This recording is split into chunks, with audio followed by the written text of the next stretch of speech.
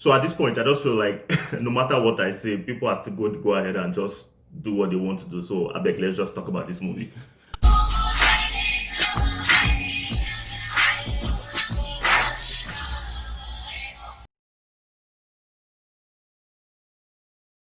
So Merry Men 2 is a 2019 heist movie. It is directed by Moses Ewang. It is a sequel to the 2018 movie Merry Men, The Real Yoruba Demons. It stars Ramsey Nouah, Makun, Iyke, Falz, and basically almost everybody from the first movie. Now, just as in that first movie, this story picks up from where the story that surrounds these guys, these eligible bachelors who steal from the rich and give to the poor. Now, when a loved one is kidnapped, they are forced to go back into the heist business of getting some files for the kidnapper, or else this loved one gets to die in 72 hours. And also the story that evolves around somebody from their past. And that's basically the whole story. So let me just say this, just the way people cannot get enough about talking about the fact that Tom Cruise is like this daredevil stuntman. I think that's the same way I cannot stop talking about AY's movies, the slickness of AY's movies, whether it's his money or he's getting support from other people. I've always said it before, you've seen any of my videos on AY's movies, that the technical aspects of his movies, I think there are a few producers that come close to the way a movie is helmed when it comes to the cinematography, equipment, location, cars, wardrobe. I think we have to really give props to AY with the way he puts these movies together. Secondly, I love the fact that the tone of this movie shifts slightly from the first one. In the first one, it was more of comedy, but in this one, at least from what I saw, but in this one, the heist, the situation that he found himself seems to take the front burner, and the comedy, even though it's still there, seems to take the back seat, and I liked the way it was. Now, watching this movie, it just reminded me so much of the Fast and Furious movies, especially the 7th and the 8th one.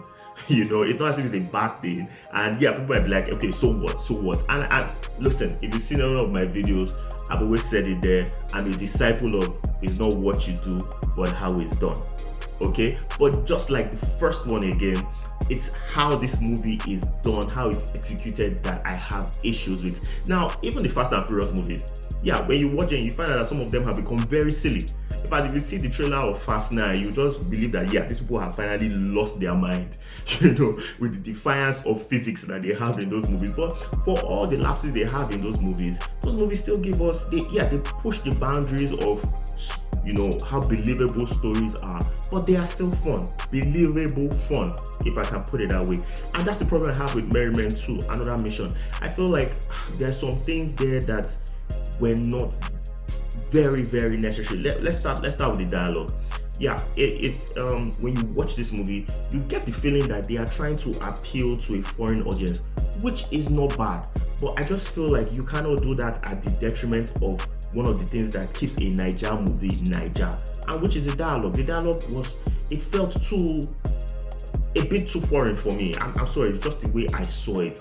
And I just felt like, yeah, even if you're going to shape, when you watch Indian, Chinese, even Danish movies, even though they want to appeal to a Hollywood audience, yeah, it's you still need to keep it that way. It wasn't like as if it was all through the movie, but it just felt that way in certain critical moments. Secondly, there are a number of fight scenes. Now, people would applaud the fact that yes, we can choreograph fight scenes in Nigeria, but I felt like a number of them were a bit unnecessary. It just felt like, okay, we can do action scenes now, so we're just doing it for the sake of, yes, we can do action sequences, and I just felt like this thing seemed to just bring down the movie a little bit. One of those scenes that come to mind is that scene with AY fighting like 3 or 4 guys, and I was just like,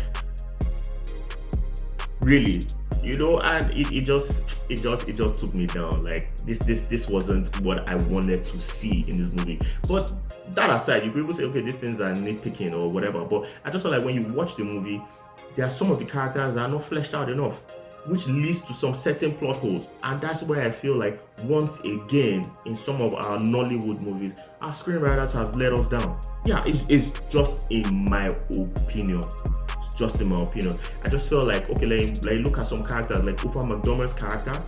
she's the one who has some kind of history with the Merry Men. That character wasn't really fleshed out very well. You know, when you see some of the things that she does, with all due respect to the character, I just felt like there was nothing until maybe towards the end of the movie that showed that I should take this character really seriously. There was really nothing. You know, even Nancy Sime's character, there's no explanation of how she goes from being just a secretary to being this gun-wielding, hand-to-hand combat specialist that she now transformed to in the second movie. Now you might want to say, okay, there's a line that references that, but that comes like maybe 2 minutes to the end of the movie, you know. And I just felt like, based on everything we had seen leading up to that, by the time that even comes, you're already exhausted by what you were seeing from the beginning of the movie to that point. And like I said, once again, with all due respect, it just felt like lazy writing.